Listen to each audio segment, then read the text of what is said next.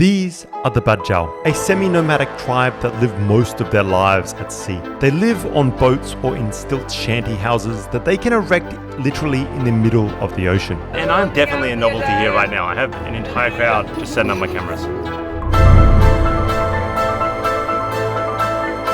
Here, in the remote islands of Tawi-Tawi in the Philippines, they, along with the Tusang and the Sama, live as some of the most hardcore seafaring people on Earth. Studies have shown that these communities are able to see clearly underwater without goggles, and that they have literally evolved larger spleens, allowing for superhuman breath holds.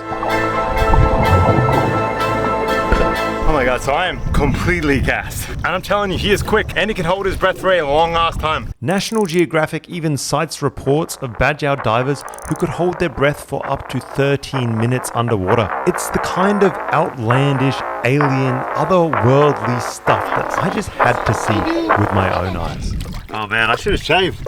To find out, I decided to take a flight down to Tawi-Tawi. I needed to see this for myself, to free dive, eat fish, trap, and hunt with some of the most skilled ocean dwellers on the planet. We're starting things off in Bajau, the largest island of this secluded chain, where I'm meeting up with filmmaker Fads. He's invited me for coffee at a local Bajau breakfast spot, conveniently located right next to the bustling market and dock. It's time to get a little bit of food and get acquainted with what things are like in this corner of the earth. Fads. Dude, I'm so hungry. Yeah, that's why I brought you here. This is basically a native coffee. Native coffee? Native, I think it's from Holo. We need to put a sugar first. I don't want sugar. That's why we need I'll do a little two bit. glasses. Yeah. I will explain it. So this one, when this is hot, you're gonna put it here, the half of it, and then you just stir it, and it will cold easier. I'm just gonna pour it in like half? Yeah. And this just helps cool it down a bit? And just a half of it. Okay, and then you stir it. Okay, that's it. Alright, cheers, man. Okay, cheers. It's still hot though. Wow.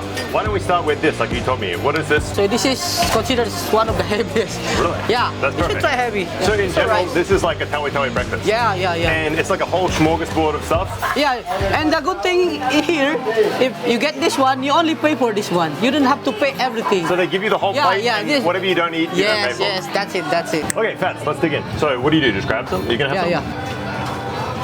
Yeah. You see? You can taste the spices and the char coconut. Right.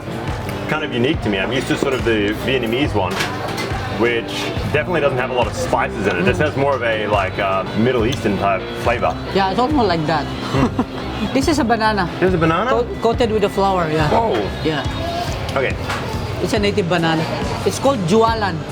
Jualan. Jualan. All right, let's try it out. How's that? Wow. It's really good. Sweet. Yeah. Right? Okay. That's a good one. What percentage of the population would you say is Muslim here? Oh, I should say like 85 to 90%, like that. Is there any conflict here between the Muslims and the Christians anymore, or is that a thing of the past? Oh, nothing. 100%. We don't have that one. And they respect us, then we respect them so much. Right. Yeah, it does seem like quite chill here now. And we're like super close to Malaysia, right? Yeah. And so would you say that the culture here is quite similar to Malaysian culture? Yeah. Especially the food, how we celebrate, like the wedding. It's almost the same with the Malaysia. I agree, man. Driving around here, having a look around, it has this weird connection. It almost feels like tropical Malaysia as opposed to the Philippines. It's almost like that. All right, awesome. Thanks, dude. Cheers. Boom. Before heading out to fish with the Bajau, we stopped by Bongau's fish market. Okay, so given that Tawi-Tawi is basically a whole bunch of fishing islands, fishing is still the primary source of income here, we're going to suss out exactly how it goes down. I love a good fish market, so this one should be good. The stores here are alive with a massive array of fish, from snapper, jacks, pufferfish, rays, and every kind of wrasse or parrotfish that you could imagine. It's clear that fishing isn't just an industry here, it's the way of life. There's even the intriguing Mantis Shrimp. It's an item that's been on my bucket list forever. I've been told that it tastes better than any lobster ever could. Most of them I don't believe are eaten in this area. They usually export it because it's quite a high ticket item. And that the Sama and Bajau deftly trap them using underwater spring-loaded branch traps. It's on the itinerary, but for now I'm gonna have to hold off from buying one Today is about exploring the Bajau tribe and understanding their way of life. Today, we visit the Bajau tribe here in Tawi-Tawi. First though, I have to try and not fall into the water. Hello, welcome to Tawi-Tawi. Look at this, dude. You have to tread carefully along these wooden planks. They literally sway and move as you walk. Sure, these are stilt houses, but there really is not much between you and the water.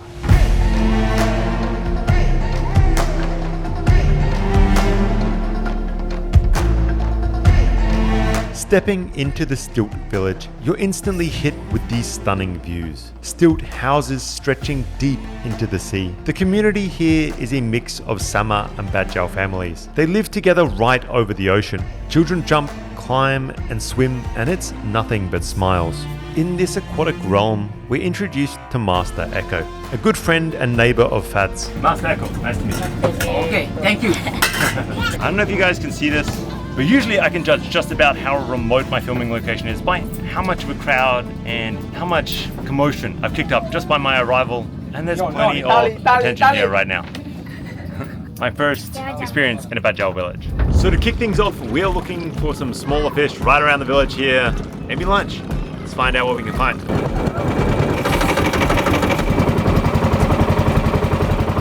Echo is clad in his makeshift flippers and wields a custom-built spear gun. It's a gift from his international fans, thanks to a Facebook page that him and Fads run. We've arrived at the dive spot, and I've got to admit, it looks beautiful. This is a stunning reef right off the corner. To be honest, we're only a 10-15 minute boat ride from the main island itself. I'm gonna fish my boat first. To shell it. It's a good thing I bought a change of clothes. We start out near a vibrant reef, and this place is simply stunning. Echo, with his years of experience, can glide through the water with an almost supernatural ease.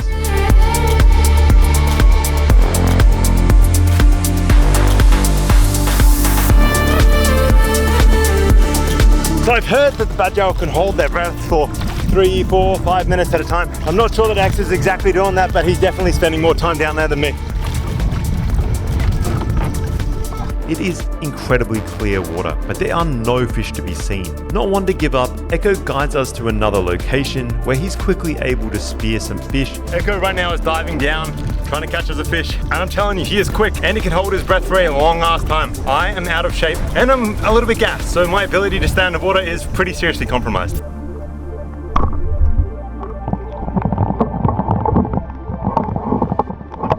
And we head back to the local community for lunch. Here, we're greeted by hordes of children swimming in the water. And it's pretty clear why these guys are such skilled swimmers. I don't know how old these guys are when they start to swim, but I'm betting it's pretty early.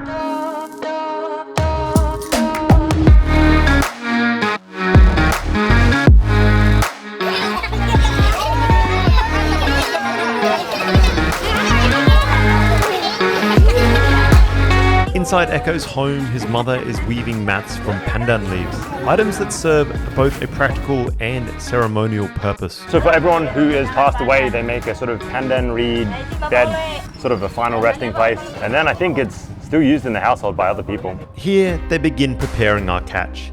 It's complemented by a few additional fish from the market, including some pufferfish spikes. I've never even heard of this stuff being eaten before, but here, it's a delicacy. Today's lunch is fish and cassava.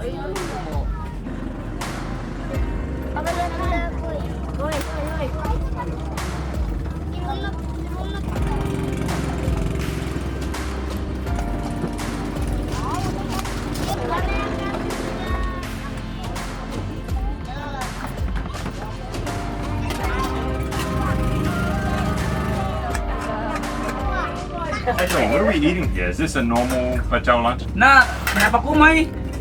Tiula dai. Yakul kaita. Okay. Do they eat rice here or not? Mostly they prepare this one, cassava than the rice. What about you? Do you eat rice? Yeah, I eat rice. You prefer rice than cassava? Yeah, I prepare rice. Okay. So what should we start with? What do you usually eat first? Kaam na kuya. Banga ko to sabi ka It's up to you, sir. It's up to me? It's up to you. Why don't we try this, the unicorn? Yeah, let's try We'll this go- one. Na we'll go- iyon! By the Master Echo. Oh, this guy is great. Check it out. Apsana! Echo loves it. Oh well, the fish is relatively dry. It has that burnt flavor from them just charring off the skin and the scales. They haven't bothered to do anything else pretty much.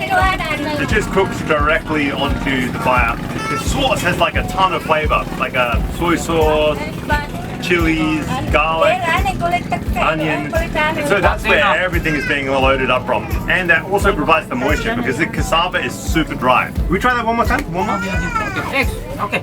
In the dip again? Yeah. Alright.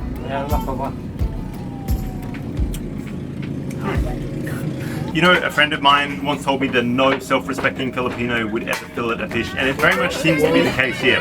Every fish is eaten whole, and you pull the meat right off, and that way you just get so much more meat off the fish than if you're going to try and fillet things. No matter how good you are, you could be a master sushi chef, you're never going to get the same amount of meat off a filleted fish. It does have vinegar in it. So the Bajau still eat a lot of vinegar. So this one is sort of, I think, like the most, maybe not intimidating, but unusual dish here. It looks basically like the skin of a pufferfish of some kind. I mean, yeah, it looks just like a porcupine. It's spiky as all hell. There's no meat left. This is just the skin. But eating the thorns like this, it seems to be just a real Bajau thing. Yeah, this is the real authentic Bajau delicacy. All right, let's check it out. You want to try one? How do I do it? So Echo's going to give us a demo. How do you get that? Alright, so basically the skin of the pufferfish is a kind of really rubbery type of material, and you can sort of separate off onto the bottom of it. There's just chunks of meat that have been sitting there on the bottom of the pufferfish. So I'm trying to do that. I think I've got a little bit of bone. Oh my god, this is really tricky to eat.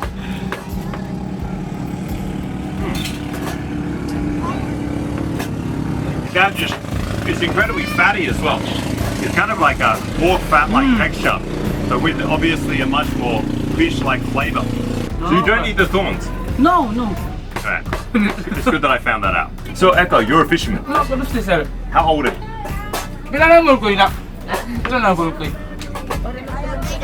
Mga 35. 35. I like that. He had to sort of ask his mother how old he is. Is that an estimate or is that an exact number? I think it's estimate. It sounds like an estimate, right? How many kids do you have, Echo? Ampara kayo. Oh, just one kid? I thought with all these kids around that maybe he had adults. Siblings. Siblings and stuff like that. Echo, did you grow up here on Tawi-Tawi? Tugo na ako. Last kami nasa Tawi-Tawi. Bungaw Tawi-Tawi. And what's it like as a fisherman here? Ahap na parahan kami. Ahaya na kayo may bungaw Tawi-Tawi. Marami yun. Are there a lot of fish here still? Is it very plentiful? Is it easy to catch fish? Ahonit. For now, it's hard. Oh, really? It's getting harder. How is life different now from when he was a kid? Nakaluhay tapia si nakaypila ka kapia kasi hindi ahonit na. Based on his experience fishing, like it's way better way back before than today, because today so many fishermen already. So there's less and less fish. Yeah. Kabayan ko akaw sana ko pahapahay ka na sa hapo. Akaw sana ko pahapahay ka na ko pa.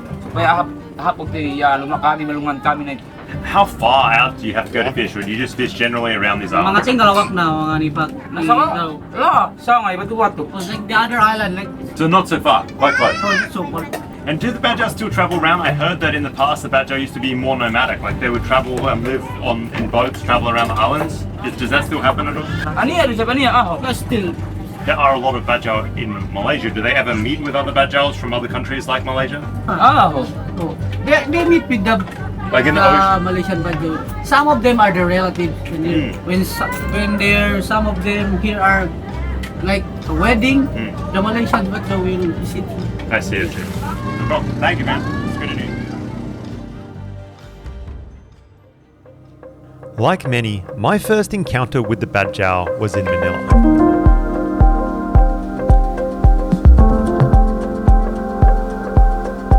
I saw children drumming and nimbly leaping between jeepneys, begging. But here in the serene environment of Tawi-Tawi, it's hard to fathom why they would leave such idyllic conditions for street life. Talking with Echo, though, I begin to grasp some of the issues that these communities face. Sandi bang sasiga, bang sa kami, imbatahin ang kami magamulo. Sandi bang pakanak kami, sandi bang sasiga, alaminusa ka, misyasi ka. Her father told him that when you grow up, go fishing, you catch octopus, you catch whatever. Just don't be like them, like asking money. The Bajau homes are precariously perched and are frequently at the mercy of violent storms. They feel that they face discrimination from officials, that restrictive travel policies with Malaysia have greatly impeded their once nomadic lifestyle. Access to essential goods at reasonable prices are getting harder to come by. Basic necessities such as fuel and rice are both costly and scarce, attributed to the region's remoteness, inefficient supply chains, and the heavy regulations and taxes regarding sourcing items from Malaysia, the closest supply port. Finally, overfishing now necessitates longer journeys deep into the sea with larger boats that many don't have access to. And when you consider all these factors together, it's becoming evident why many in these communities are looking for something else in the city. I can't help but wonder, do the even more isolated communities here face the same fishing woes? So in next week's video, we're heading out to the super remote island of Cebu to find out. Thank you very much for watching, guys. This episode is now wrapped up. We are no longer in Bajau. We have transported magically to Cebu, where we continue this incredible island journey of the Tawi-Tawi Islands. This place is absolutely magic, and I think if you have time, maybe you should come here. Anyway, if you're interested, stick around. We have Tawi-Tawi episodes dropping for the next few weeks. Please subscribe and enjoy. Thanks for watching. Goodbye.